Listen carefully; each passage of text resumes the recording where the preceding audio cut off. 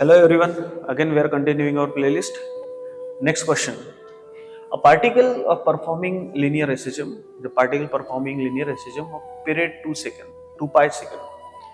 About the mean position O is observed to have a speed of b root 3 meter per second. So we have the equation for b. So b is equals to speed is equals to b root 3 meter per second. When at the distance of b from O, if the particle is moving away from O at that instant, find the time required by the particle to travel a further distance b. b distance पे जाने के लिए उसको कितना समय लगा वो हम लोग पहले कैलकुलेट करेंगे. ओके, चलिए, उम्मीद करता हूँ क्वेश्चन थोड़ा सा आपके दिमाग में बैठा होगा. A particle performing linear SHM of period 2 pi second, मतलब हमारे पास में टाइम दिया हुआ है. So this t is equals to this is 2 pi second. Clear? About the mean position O, clear, ये मीन पोजीशन से दिया हुआ है. Is observe to have a speed of b root 3, मतलब स्पीड हमारे पास में दी है. So that speed v is equals to this is b root 3 and this is meter per second. Metre per second में है. When the distance of b, मतलब distance b पे, मतलब x is equals to b है ना, distance b पे, when the distance b metre from O से mean position से, if the particle is moving away from O at that instant, find the time required by the particle to travel the further distance b. Clear? चलिए फिर से समझते हैं हम लोग. तो ये हमारे पास में गिवन डाटा है, तो हम लोग को भी टाइम निकालना है O से B तक जाने का. ठीक है, तो again we have equation, this is v. तो मैं यहाँ से सबसे पहले we are using equation, velocity equation for the particle performing SHM. v is equals to omega and this is under root of a square minus x square. Clear? So from this equation, so v is equals to omega under root of a square minus x square. But हमारे पास में omega तो नहीं है, तो but हमारे पास में टाइम पीरियड दिया हुआ है, तो मैं यहाँ से ओमेगा निकाल सकता हूँ. So again omega is equals to 2 pi by t, है ना. This is general equation for the omega.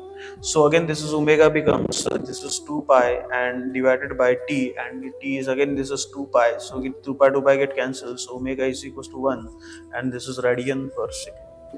तो मेरे पास में ओमेगा निकल के आ गया. So we get the so we can easily use this equation right now because we have this velocity, speed. So again this speed is, what is speed? Speed is equals to this is b root 3 and this is b root 3. clear? ये equation. So v का equation मैंने यहाँ put कर दिया, because omega और omega कितना है 1 and this is under root of this is a square minus x square, and x square is nothing but your b square. Clear? Now if I'm taking squaring on both sides, so we get the equation for b. So this is b square into 3 is equals to this is a square minus b square, and this is b square. Clear? So again this is 3b square is equals to a square minus b square. It means that this is 3b square, this is ये minus इधर ला लेंगे तो plus हो जाएगा, and this is a square. It means that this is 4b square is equals to a square. ठीक है, 4b square is equals to a square आ गया. So it means that the value of a is equals to twice b. Amplitude कितना मिल गया मेरे को? Twice b. ठीक है, मतलब एम्पलीट्यूड हो गया मेरा ट्वाइस ऑफ b.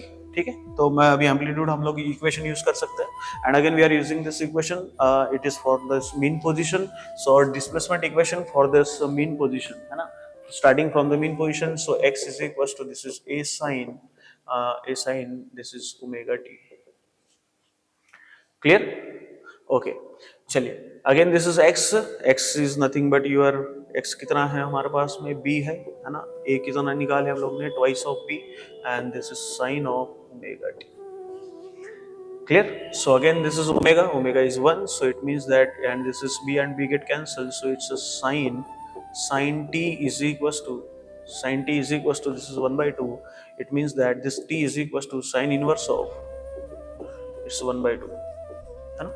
तो sin का वैल्यू 1 by 2 का होता है जब हमारा एंगल कितना होता है? This is t is equals to pi by 6 second. तो t मेरे को मिल गया यहाँ से. ठीक है, but this t we have मेरे को ये t निकालना नहीं है. मैंने ये t इसलिए निकाला है कि O से लेकर के B पे जाने का कितना डिस्टेंस हो गया है, वो that we have to calculate. But from this mean position के लिए अगर मैं यहाँ से कुछ डायग्रामेटिकल पोजीशन आपको समझा दे थोड़ी सी, यहाँ से लेके यहाँ तक, ठीक है। तो यहाँ से अगर पॉजिटिव एक्सट्रीमिटी पे जा रहा है ना, पॉजिटिव एक्सट्रीमिटी पे जा रहा है, तो यहाँ से यहाँ लगने वाला जो टाइम फेज होता है हमारा, it is t by this is t is equal to this is pi by 2, है ना। तो मैं यहाँ से टाइम फेज ले सकता हूँ, इस पाई बाय 2, यहाँ से यहाँ तक आने के लिए पाई बाय 2 लगता है, ठीक है। तो यहाँ से यहाँ फिर से इधर से आएगा, तो इस मतलब डेल टी हम लोग लेंगे। So del T is equal to यहाँ से आने के लिए this is pi by 2 and this is minus pi by 6। Clear? So your del t becomes, so del t is equals to pi by 2 minus pi by 6, and this is 6 and this is 2, this is 3 pi by 12, and this 3 pi by 12, it means that this is pi by 3.